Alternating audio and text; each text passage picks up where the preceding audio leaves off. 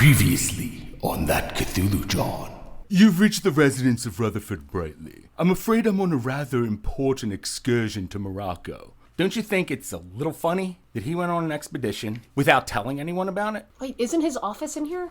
Don't we both kind of know how to pick locks? We could take a look, I suppose. Find out what we can. And Heather's cracking the door open. Does he have an answering machine there? Can I listen to all his messages? Hey, Rutherford, it's Tom. The experiment that I was doing, something went kind of wrong with it. Next, you hear a message on there. Rutherford, it's Willis. Are you sure about this Pendergast guy? Do you think he really deserves even 14 books? I'll take out my little mini cassette tape recorder and... So you record a recording. They took Chucky to the hospital. Would you be able to tell me about that gentleman's condition? He appears to be in stable condition, but he is currently in police custody. They're out front of his ICU unit. Turn on the news. There was a shooting outside a local establishment called the Fireside Tavern. Owner Sal Lombardi has been shot and is in critical condition.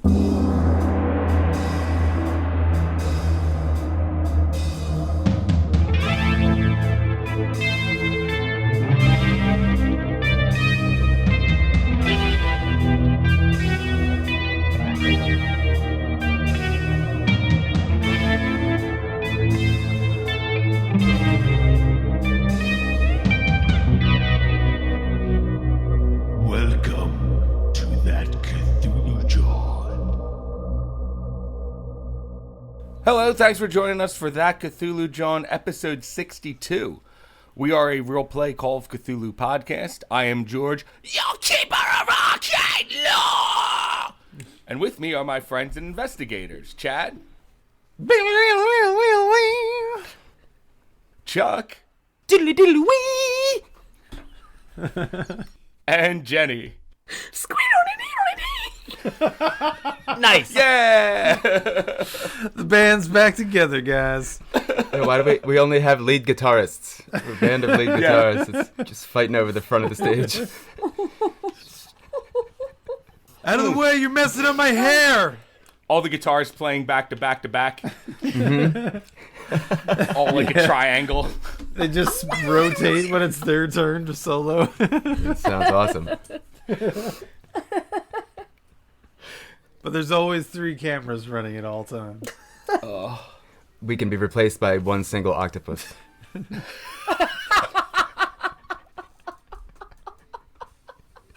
And he can still play drums with the other 2. Oh, man. Let's teach an might. octopus how to play music. Yeah. I'm pretty sure somebody did that back in the day, like Wacky Races or something. Oh, got it, yeah. Somebody's Like phone's one of those ringing. Looney Tunes or some shit. Yeah, there was a purple dude. No, maybe he was just the drummer. Just the drummer. Yep. His solos That's are right. That's radical, what though. You don't people think- say. You don't think they play xylophone? The worse Classic. than the drummer, though, is the bass player. Trust me, I know. Aw. Nobody appreciates the smooth and sweetness that you keep. Nobody appreciates it until you're not there, and they're like, gosh, we need a bassist. Yeah, exactly. Would it be the Doors? All right. So, when we left off, Heather was at home, and she just got the news that Sal was shot in a drive-by shooting at the Fireside and is in critical condition. Did I say at Jefferson Hospital? Well, it's at Jefferson Hospital. Same place where Walter is. Okay. But we're going to leave Heather there for right now, and we're going to go see what Walter's doing. Walter, you have fallen asleep going through these books. You know how you do. Several times over, I'd imagine. Yeah, you know how you just kind of keep reading until you get drowsy, and then all of a sudden you're face down in the book. Well, this time the book... Absolutely. Yeah, exactly. The book is on your tummy. Okay, makes sense. All right. So you're laying back, and the book is on your tummy. And you wake up to the sound of a nurse going, "Oh, Mr. Pendergast, I'm here to get you prepped for your surgery." Oh, goody. Time to peel my skin off and reattach it to a new area. He looks very nervous, and beads of sweat instantly form on both sides of his head, I'm sure. She tries to calm you down. She says, "Mr. Pendergast, this is maybe not the most routine surgery. However, it has a very high success rate, and you'll be under for the whole thing. You won't feel anything until the next day." Well, I suppose there's some small comfort there. It's just a little overwhelming, but I appreciate the word of kindness there. She goes, yes. Well, Mr. Pendergast, we can't give you breakfast right now, of course, because of the surgery. Since it's early now, we'd like to get you prepped, get you on another IV drip, and get you into surgery. Very well. I guess he does his best to kind of secure the books and his personal belongings, and otherwise does what he needs to do to get ready. There is a nightstand next to your hospital bed that you can put the books in. Definitely. I'll start there. Stow him away. Try to put something on top of him just to kind of, I don't know, cover him if somebody should happen to open them. I got you. So you put those books away in that drawer, slide it shut, and the nurse helps you get into a wheelchair. She hands you a pole to hold on to that has the IV drip on it. Mm-hmm. You get wheeled out of your room, down the hallway, into an elevator, and up to another floor where you see a set of sliding doors. Everyone beyond the sliding doors looks like they're wearing masks and hairnets, things like that. Gotcha. Surgery prep area. Yeah. So Walter, the nurse, helps you put on one of those hairnets. We got this from Burger King. Put this on. Oh, it's a crown. Oh, that's super fun. Crown. That's very sanitary. He's like a really fun surgeon he's got. They wheel you into another area where you see a table. There's a guy sitting behind some sort of medical desk. He gets up from behind it and goes towards you and shakes your hand. And he goes, Mr. Pendergast, my name's Jake. I'm going to be your anesthesiologist. We're going to get to know each other pretty good in just a second here. He goes, first, I'm just going to give you this little thing to drink. And he hands you a cup that's half filled up with a red liquid. Okay. Start there. Super cool anesthesiologist. Gulp it. He says, we're going to get you a little drowsy here. And he switches out your IV drip with something else. After about a minute or so, Walter, you start to feel kind of drowsy. Your vision starts to become tunnel vision. And you just kind of pass out. Hey, is this going... Exactly. Let's get back to Detective Thompson. You were at your office. Martinez had just talked to you. Woke me up. Woke you up from your nap that you were taking behind your desk. He's good for that, though. Yeah. Ever the go-getter. Yes. And you told him about you shooting Chucky and that he's in the hospital now. He just took in what you said and said, well, if I hear anything about it, I'll let you know. Say, what do you know about that drive-by? We think that the drive-by shooting happened as a result of the owner of this bar, the Fireside Tavern. Mm-hmm. Apparently, he owed money to the mafia, and we think that another rival may have come by and shot up the place as he was planning to sell it. I see. Poor guy. However, the paperwork for selling the bar never actually went through, though, so he still owns the bar. Thanks. Just curious. He said, sorry if that's not, too much help or anything, but... No, I mean, there's plenty. I've been there once or twice, I just figured I'd ask. Oh, have you? Yeah, I stopped by before. Did you know the guy that got shot? No, I met him, but the niece in that Mildred Thieveley case, she used to work there. Oh, yeah, that's right. That case still open? Yeah, it would appear so. Some new things may have come to light, but I'm still looking into it slowly. I'm more concerned with this right now. It's going to have to take the back seat. Okay. Well, I mean, you got a lot on your plate all the time, Detective Thompson. So, yeah, I'm just going to go, grab some coffee and, hit my beat. All right. I'll let you know if you can help out. And he gets a sparkle of happiness in his eye. Little seeds. Sparkle of joy in his eye, and he just goes, yeah, of course. Anytime I can be of help. I'll kind of give him a thumbs up as I put the toothbrush back in my mouth and close the door. You got it, dude. That's right. Yeah, give him a thumbs up. That's funny. Oh, and by the way, leave one of those donuts for me, would you? Did you have any plans that you wanted to get to? Are you serious? I'm swamped with paperwork. First off, I got dead Yep. people piling up. Pets' heads are falling off. I don't even know where to begin. That's true.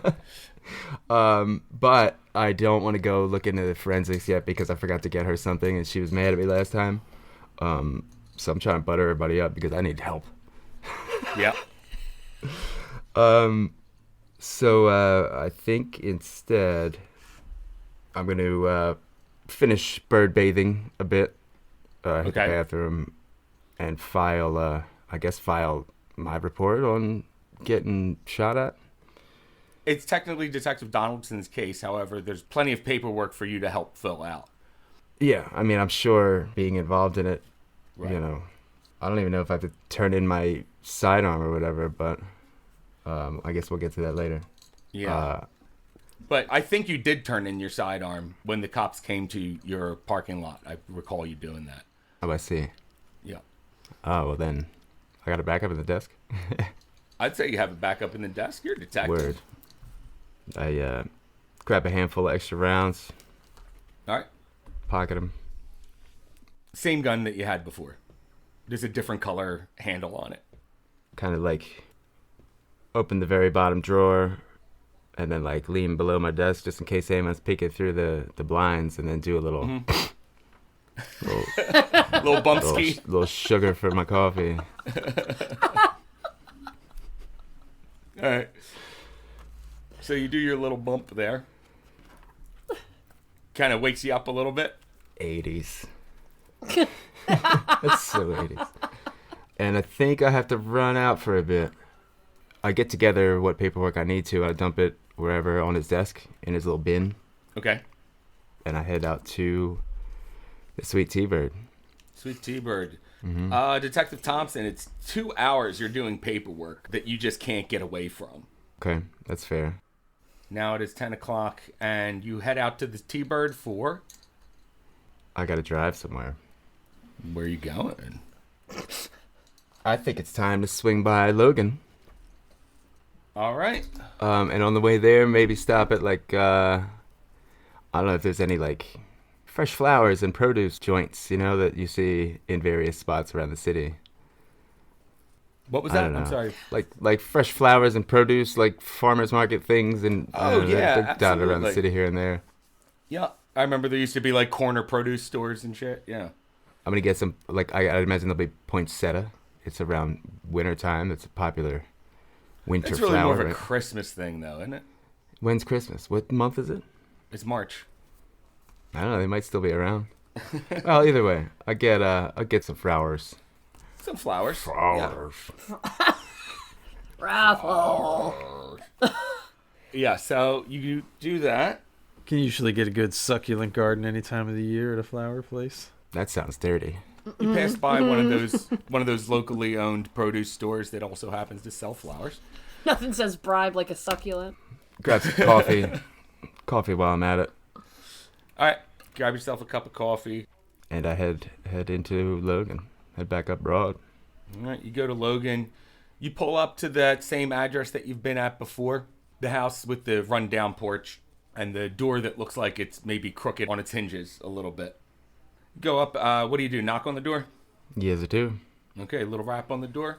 Door cracks open just a little bit, and you see a chain connecting the door to the door jamb. I'm looking out across the street and around to see if anyone is paying attention, just to take in the surroundings. As the door opens, it's always cooler if you turn around and look at them Right. after it opens. Spin. Hey. Oh, didn't see you there. Oh, hey. I didn't realize I was knocking for you. So, in the space that the chain is holding fast, you see a pair of eyes that you recognize from before, the rather attractive lady with the green eyes. Yeah. So, she sees you and goes, "Oh, hello, detective. Why don't you come in?" She closes the door and you hear the chain unlatch. She lets you in. Morning, ma'am. She goes, "Good morning, detective." And she closes the door behind her. I brought her some flowers too. Oh, that's nice of you. Yeah, I'm here. Sorry I called so early. It was a stressful time. I might have an emergency. All right, you start to see her figure kind of fade, turn into I kind of avert my eyes a little bit, but I try not to wince. It's a a little. snake again. I'm sorry. So you got Yeah. Rogfim flowers? Yeah. Yeah. That's nice. Right. That's nice. So you start Like to see living it under the fade, guise of a lady, so change into the serpentine figure. Thompson, I think you've lost the most sanity you can to a serpent person. Therefore, it's you been a couple have- times now. Yeah. Well, I'm saying because you've seen serpent people enough times, you get what they call getting used to the awfulness. Gotcha. It says it in the book. After you lose the max sanity to any mythos monster, you no longer can lose any more. Can't help but shudder a little bit, you know? Yeah, definitely. Yeah. It's creepy as shit.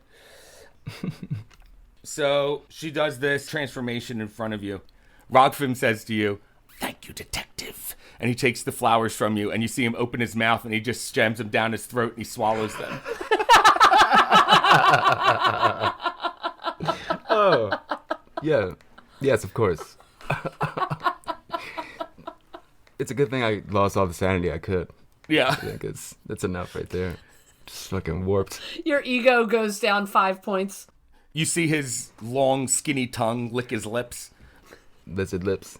Yeah. So, I've learned a few things and might have made a mistake or critically injured and possibly murdered 2 of the heralds. He gets a surprised look on his snaky face. I was attacked by the ones posing as the gangsters. He says, "Ah, yes, Marduk and Higfrit." Mm-hmm. Says you have killed one, possibly both of them. Well, the one got shot. As far as I know, he was in critical condition as of last night. And the other one, it was probably a number of things from the battle he and I had, plus some other things when we were trying to interrogate him. He tried to escape. Well, it is better that you kill off more of the heralds, detective. With none of them left, the spell during the Aquariid meteor shower cannot happen. I see. So, that is the plan, huh? How many are required for that? Or just any one? It only takes one to cast the spell. I mean, they weren't at a disadvantage from the beginning if there's one missing. Unless they're already dead. There's no telling where Drelbeth has gone. Surfing. Do you ask him why he was acting weird on the phone or anything? No. No? No, Okay. I don't know.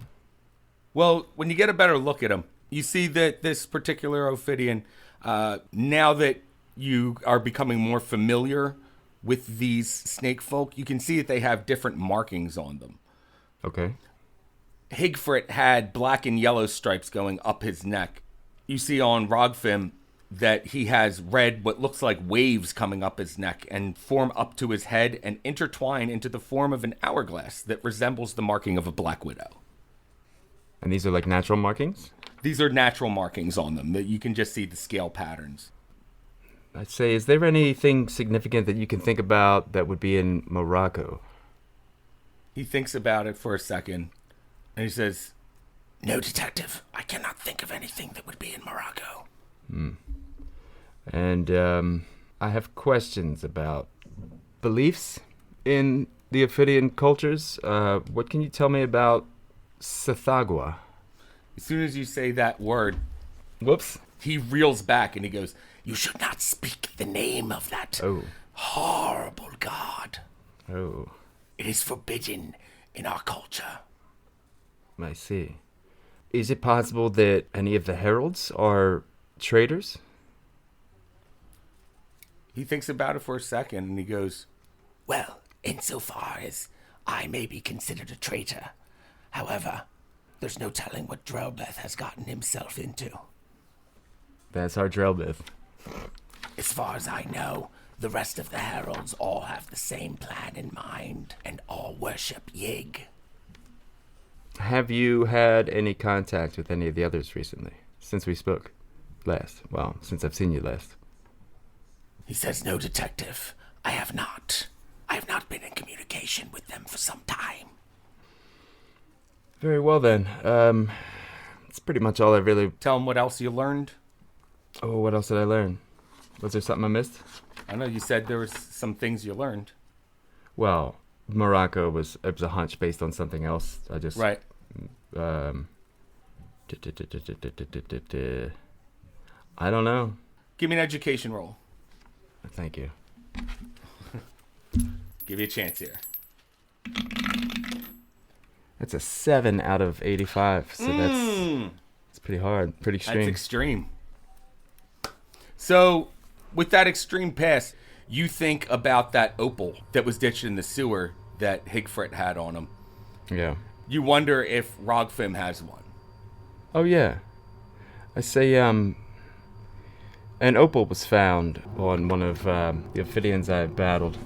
They used it to communicate, seemingly track each other. Is it possible that you have one, or... He says, yes, detective. I have had to keep mine hidden for quite some time, so as they do not know where I am. In what way do you have it hidden? Somehow concealed from tracking, or... He says to you, Wait here. and he kind of slinks away into another room. And then he comes back with some sort of very ornamental looking box. It looks like it's made out of wood, but it's stained green, almost a jadish color. On the side of it, it has some strange carvings. Rogvim looks up to you and says, The insignias carved on this box keep it enchanted. It blocks all communications with the sound gems. That's the best translation from our language. Sound gems. It blocks all communication between me and the rest of the heralds and keeps the others from knowing where I am. I see. Good to know. Do you think you would have any use for it? For the gem itself, or the box? The box possibly more so, but... Both or either, detective. I am offering them to you. I cannot touch the stone The opal. inside. he opens the box and shows you this psychic opal. It's a gem that is smooth and polished to a jewel, and it gives off a strange rainbow glow. And then he puts the lid back on the box. Would you be able to show me how to use it? He goes, yes, detective. I can show you. I can teach you how to use it. Excellent. Is it difficult? What would I have to do? I can't even begin to imagine. He says, detective, you have to open your mind. I don't think I have too much experience in that department. Oh, yeah, I guess not. So he has the box in his hand still, and he says to you, Detective, the way that I can teach you is if you touch the stone. But it has to be in the box so they can't track it.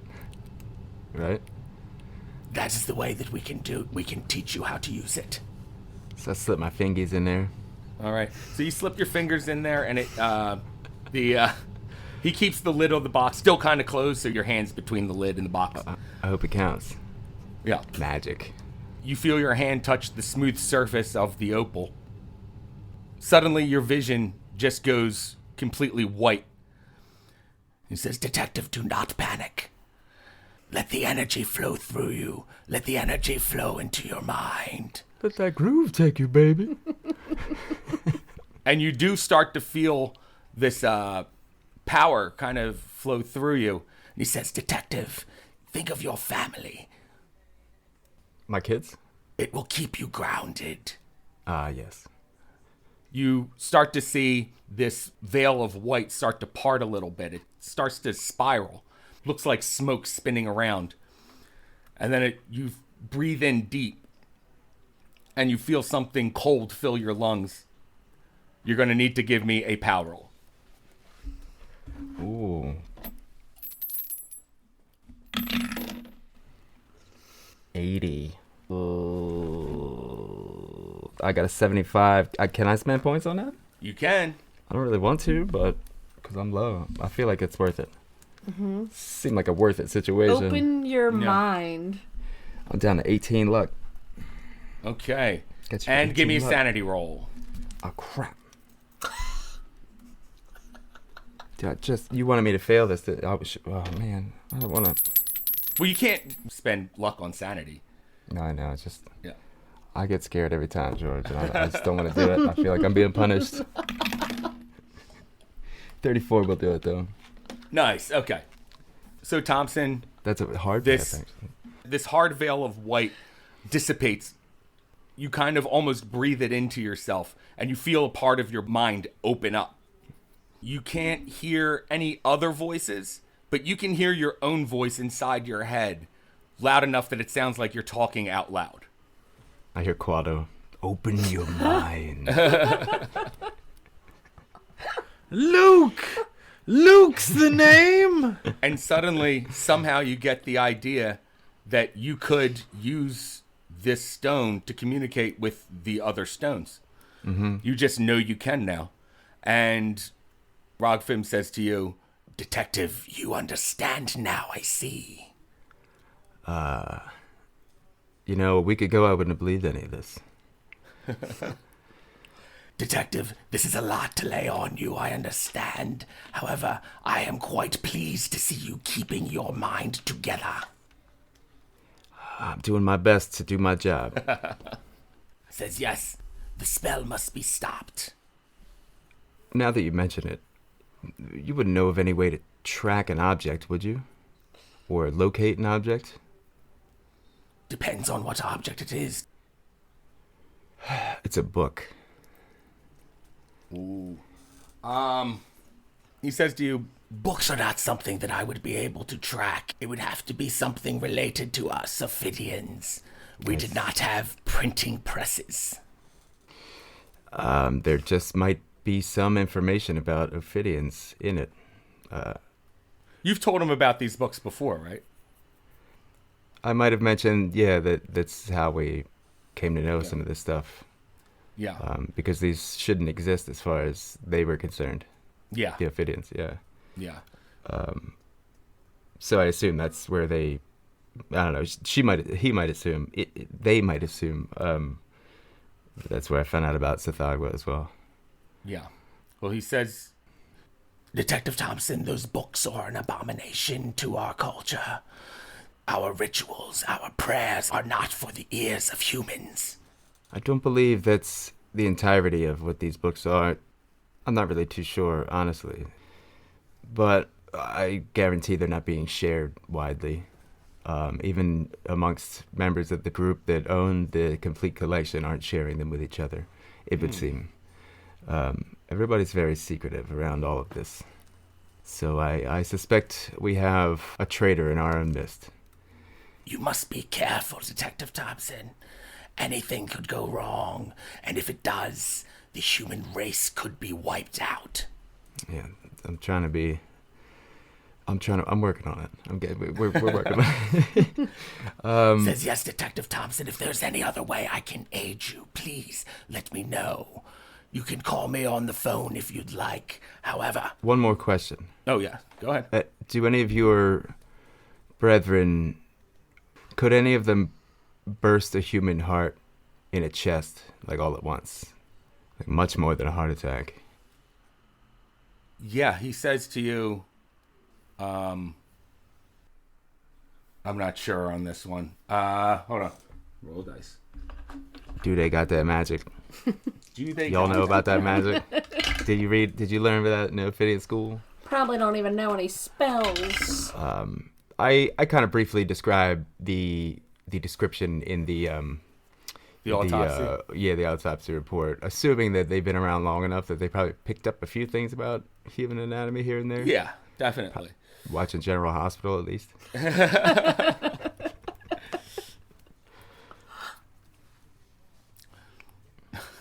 All right, so MASH. Blanche. So he says to you, This is a spell.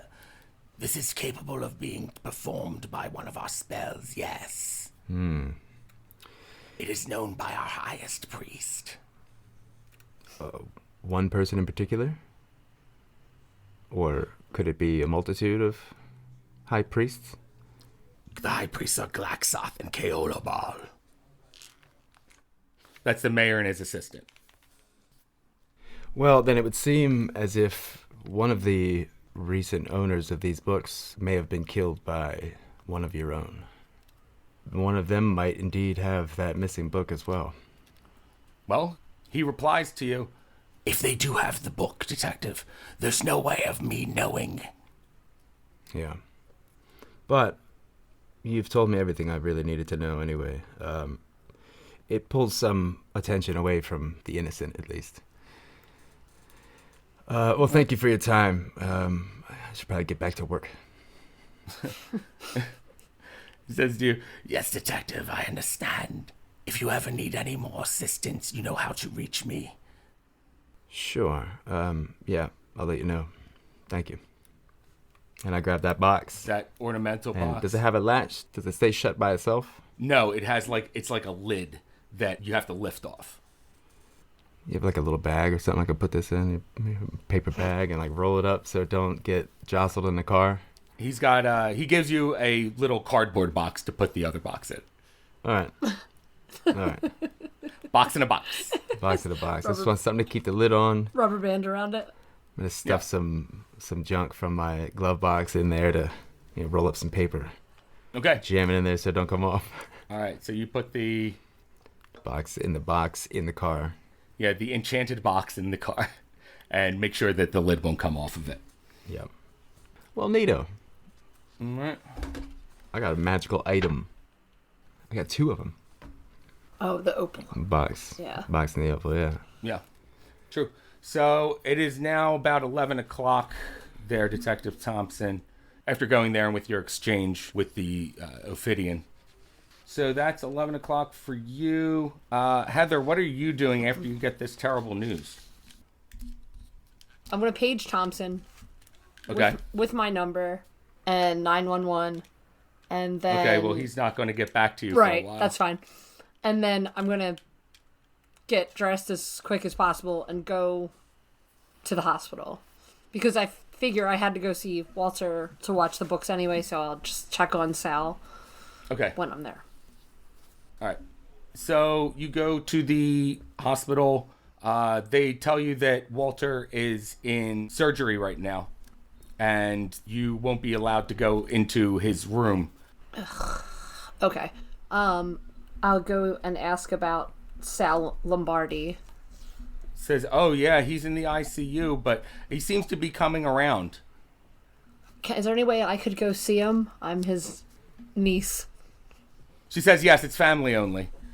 She directs you to the ICU, and then you ask the nurse desk there if they have where Sal Lombardi is, and they direct you to his room, and there you see Sal. He's on the bed. He's got a gown on. He looks paler than usual. You see him hooked up to an IV, and he's asleep on the bed. Is there anyone around before I go in the room? Does it look... No, it looks like he has his own private room. Okay. Nobody in the hallway, though? Like, I don't know. Besides, like, doctors and nurses? No one else. Maybe a janitor, but that's about it. Okay. I go in, I just sit next to him. Maybe I'll, like, hold his hand, but I'm, like, rubbing the top of his hand Oh, okay. in hopes that he'll also, like, wake up a little bit, but also just because I love him. Oh, okay. So, as you're rubbing his hand, you do see his eyes start to open a little bit. He says to you, Heather? Sal, what happened? He goes, I don't know, Heather.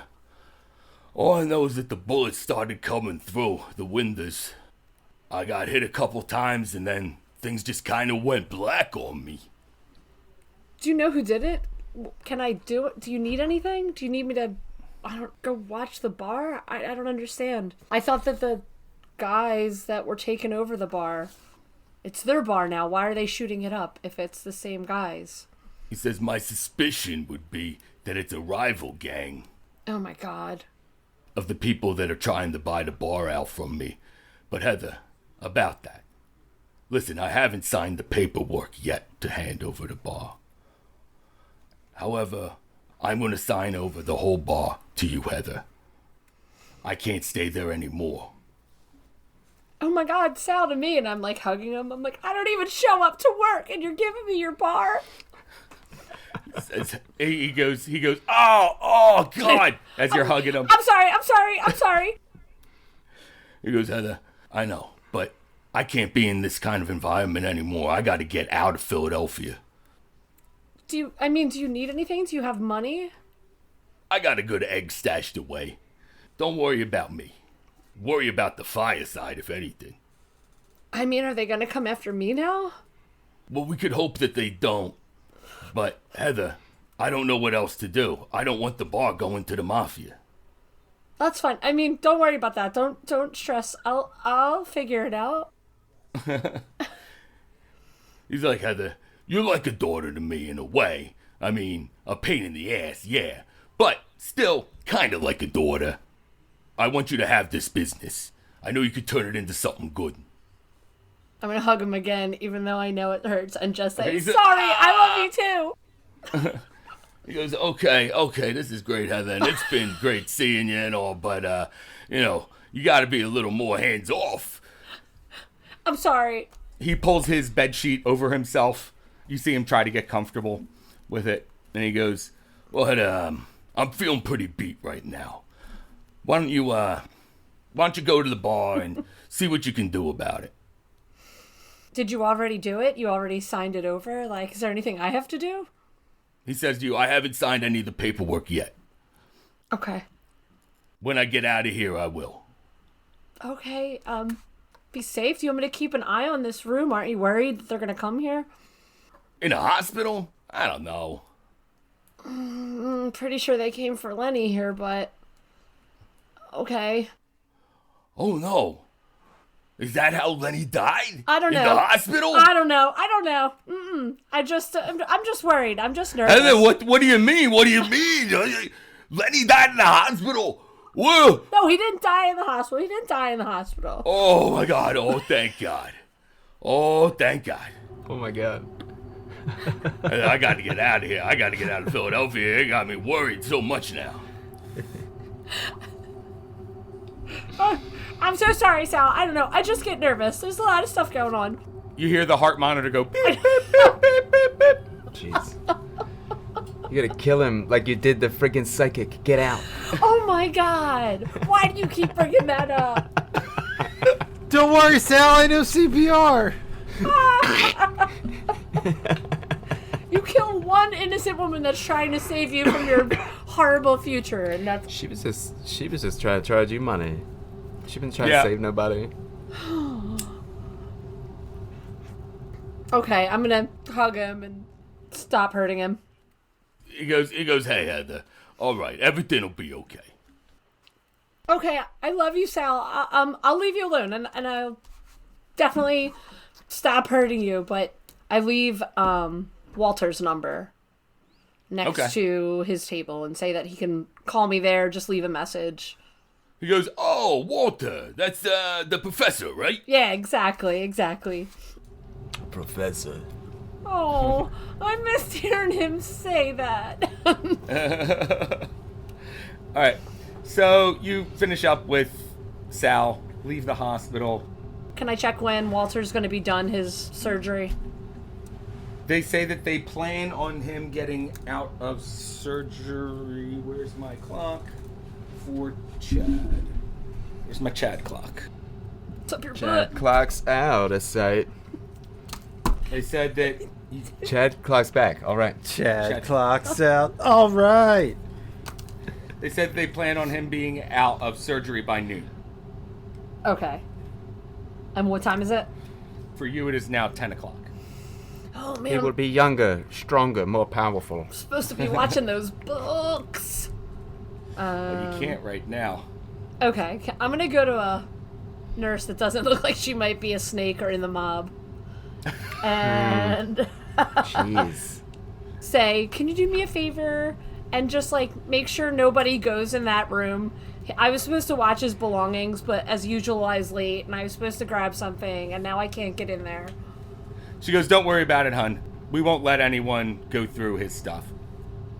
Okay, thank you so much. I'll be back as soon as I can to see how he is. Okay, so you leave the hospital. It's about 10 o'clock for you. Mm-hmm. What do you do from there? I'm gonna go to the fireside. Go to the fireside. All right. So when you get to the fireside, you do see that there's a lot of bullet holes around the front and side of it. So it looks like they may have driven around the corner, shooting the place up as they went. Dang. You can see that the windows have like those bullet holes and they're spritered. The neon sides and the windows are all blown out. They're expensive. Yeah. And there's no cars parked around. There's obviously no one here right now. Okay, I'm gonna go in. All right. You unlock the door to the handlebar. You unlock the door to the fireside. Julie's sitting in there.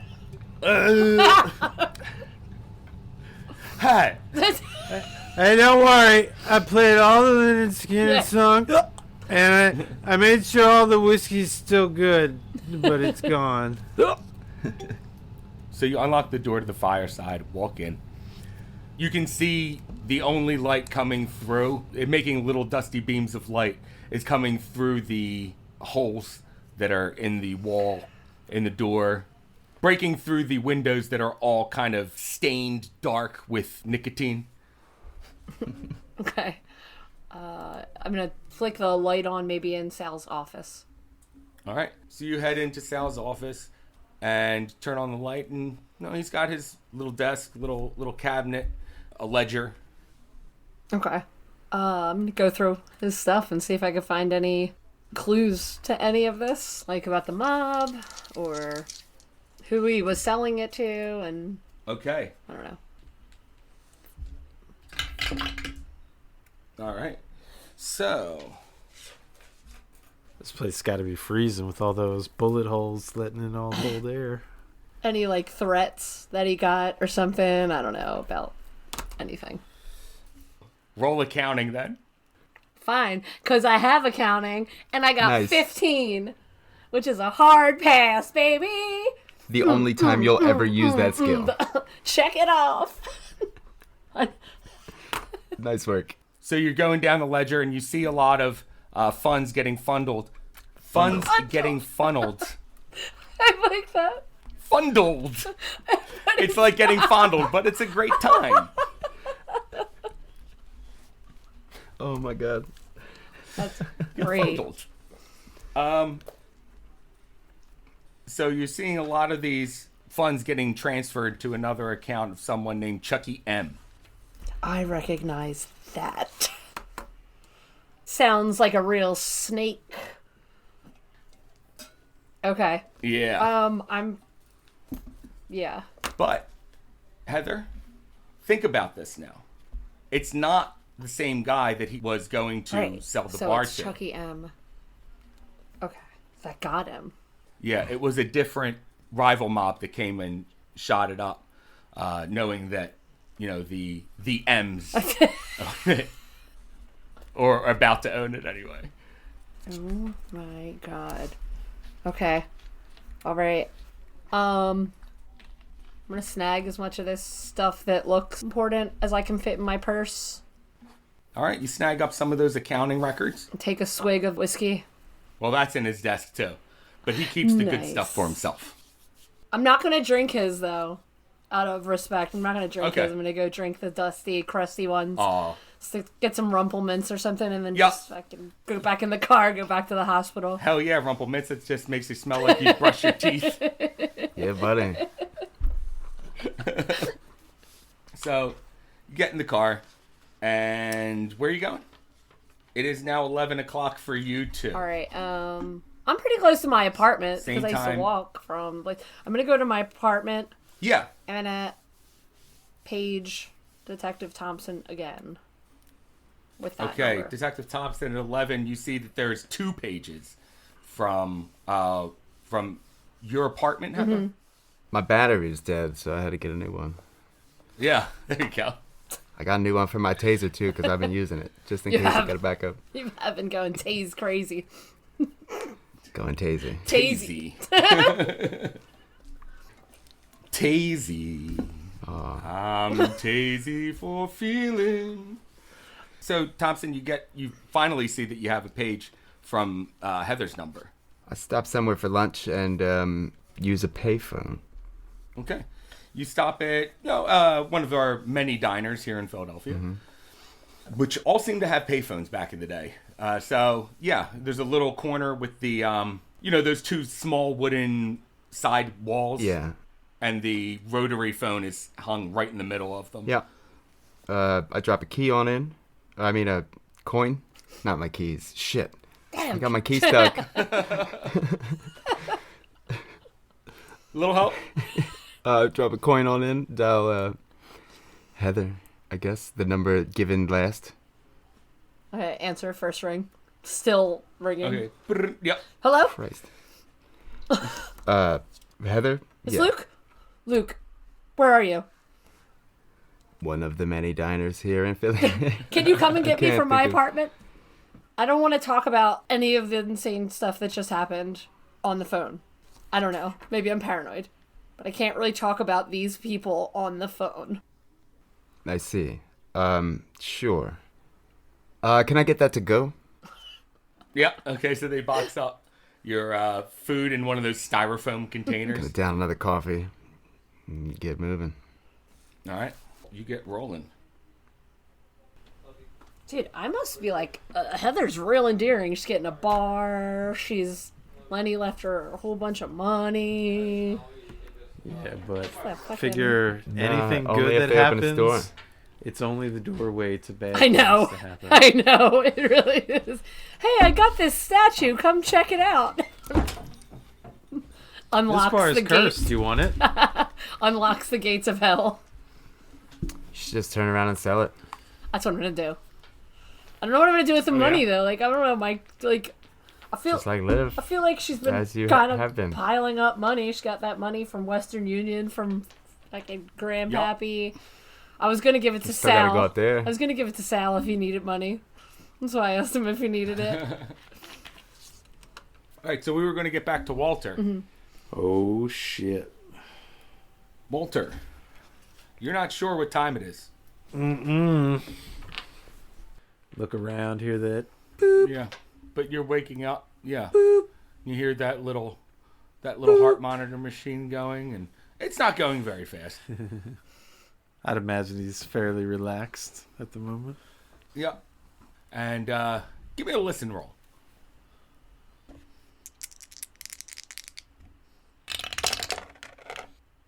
Ooh, 63 seems a bit high, but let me check just in case. 31 listen, no chance. Well, you still kind of groggily are waking up now, and your vision's kind of blurred. It starts to come back into focus, and across from you, you see what first looks like a blurry just outline of someone. Looks like they are furiously doing something with one hand and the other, like packing cigarettes or something. But as your vision starts to come into focus, you see that it is Tom Winklespect, and he is on a calculator, pounding numbers in furiously and writing things down with a pad and pen. He kind of looks confused. He's like, Tom? Am I dreaming? He puts his things down and goes, "Oh, Walter, hey, buddy, how are you doing?" I don't know. He kind of looks down at his chest, pulls up the gown a little bit, or I guess everything's bandaged still at this point. Your stuff is bandaged up really well right now. I see. I guess good. He kind of shrugs. What about you? What are you working on? He looks even more confused. He says, "Oh, I'm just trying to solve this equation that hasn't been exactly figured out yet. But I like to dilly-dally and lost mathematics and equations, things like that. I just can't quite get this one figured out, though." And he looks kind of angry, and he looks back at his calculator and pad. And then he looks back to you again and goes, "Any rate, Raquel told me that you were in the hospital, and just thought I'd come by to visit you." Well, gosh, that's awfully thoughtful of you, Tom. You know, I guess I left you a few messages before, but never really heard back from you. I wasn't really sure where you stood in all this. But What messages did you leave for him? I mean, he's kind of checked in with him a few times throughout the the months, but never really heard back from him. I don't think directly, but He heard back from other people about the same things, so it's not really Right. too big of a deal. So Tom just says, well, I just wanted to make sure that you're doing okay. I hope you have a quick recovery. And he reaches into his pocket and he pulls out a card and hands it to you. I read it. Okay. Read through the card. There's a dog on the front. It has like a little cast on one of its paws. And it says, and you open the card up and it says, stop feeling so doggone bad. Nice. Oh, like that. Yeah. And then below that it says, get well soon. And it has his signature there, which is really, really bad. Looks like a third grader's or something like that. Gotcha. I actually got confused. I thought you meant it was a business card first, but that's pretty No. neat. It's a a gift, not a gift card, a get well soon card. Greeting card. greeting card. Thank you. So he kind of reads over and gets to the signature. He's like, "Whoa, Tom, were you a doctor before a mathematician?" He gives a little laugh and he says, "Nah, I just never had really good penmanship. I never quite got the hang of it. I'm really more of a numbers guy, and honestly, even those are little funny looking when I write them down." And he gives a little laugh. Can't argue with that. I'd say numbers are far more important. Walter, as he hands you that card, you hear something really high pitched, something like a and it keeps cutting in and out. Like tinnitus? It almost kind of sounds like that, but it doesn't sound like it's coming from inside your ear. Huh. He's like, that's weird. I keep getting a ringing. And then suddenly he's like, the books! And he looks over to the nightstand and makes sure that they're still there. It's hard for you to reach the nightstand.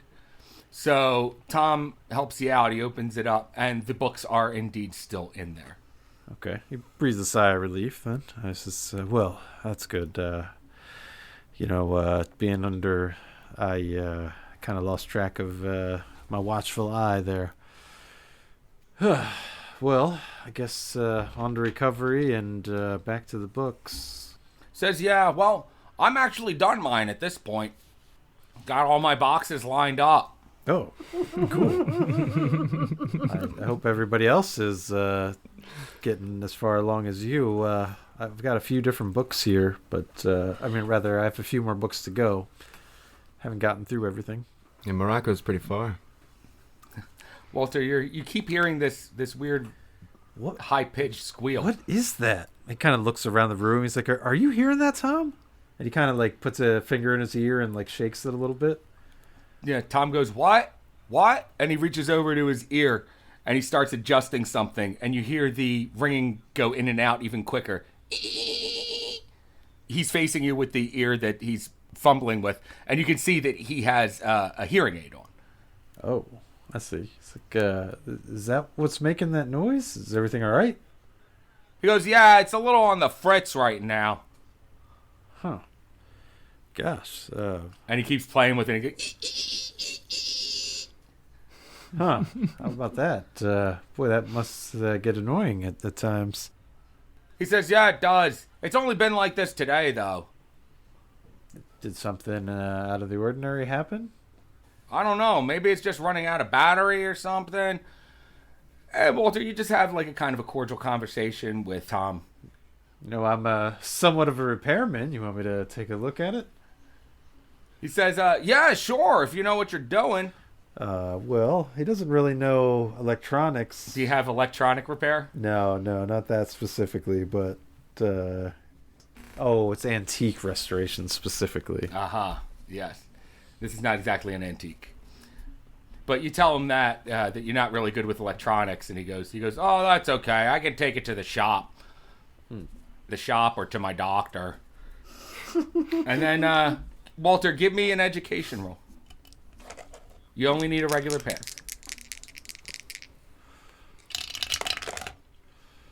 Oh, 94. Not going to do it. Ooh. Dang. That is not good. There's something about him seems repetitive almost. It's hard to kind of pick out. Do you want to push the roll? Yeah, I think I will. He kind of makes a little small talk as he kind of like watches them and maybe looks for some more clues and says, "Hey, you know anything about Brightly? I heard he's away on a trip or something." Ooh, an 8 that time. Ooh. Okay, great. Hard pass, right? Or extreme? Yeah, definitely. He's got 77. Nice. Okay. So an extreme pass on that. Walter, he says, yeah, Brightly's out on an expedition out in Morocco right now. He looks like he's getting into some Sumerian stuff. Huh. Isn't that, I mean, with all that's going on right now, don't you think that's a bit distracting? Do you know what he's up to? He says, I'm not exactly sure, but this expedition was planned a while back. He's got students with him and everything. Oh, I see. Well, maybe that's a little different then. I guess I just had hoped it was part of the Ophidian business here. He kind of shrugs. Yeah, and you guys have, again, a little bit of a cordial back and forth, just kind of making small talk. And then it hits you. The weird thing about Tom is that he looks the same every time you see him. He wears the same collared shirt. He wears the same tie. He wears the same khakis. And he wears the same hideous sweater vest. It is olive green with a blue and orange plaid stripe across it. Bum, bum, bum. And we are ending the episode there. Come on. Oh my My. The experiment didn't go as planned. Yo, when you said he had like a child's handwriting, I started looking back at my notes and I was like, wait a second. I thought I remembered at the scene, the forgive me. Forgive me. But I didn't write it. But I didn't write it down that it was a bad hand. I couldn't remember. Mm-hmm. Oh man. Oh my God, Tommy Winks. Doctor Bad Hand. All right. Well, guys, that's going to be the end of the episode. Thank you. done. Thank you. Well done. And thank you, Tom. As usual, thanks to all of our listeners. Thanks to our Patreon supporters. You guys are helping us keep the lights on over here. Thanks. Thanks so Guys, much, thank everybody. you. Yes, and everyone remember, until next time, sanity is overrated.